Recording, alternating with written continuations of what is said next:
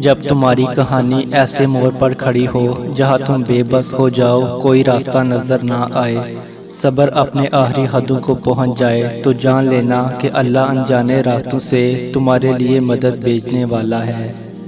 تمہاری آزمائش کا اختتام ہو چکا، اب وہ تمہیں معجزوں کی راہ دکھانے والا ہے۔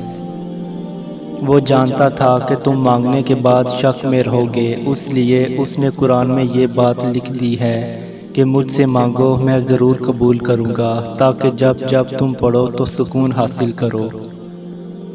تمہارا بار بار اسی چیز کو مانگنا دلیل ہے کہ وہ تمہیں ملنے والی ہے۔ یقیناً اللہ نے دعا قبول کرنے کے لیے ہی تمہارے دل کا حصہ بنائی ہو۔ پتہ ہے شیطان تمہارے دل میں کب وسوسے ڈالتا ہے، جب اسے تمہارا اللہ پہ توکل کرنا پسند نہیں آتا، اور پتہ ہے اسے تمہارا توکل کرنا کب پسند نہیں آتا، جب وہ توکل اللہ کو پسند آ جاتا ہے۔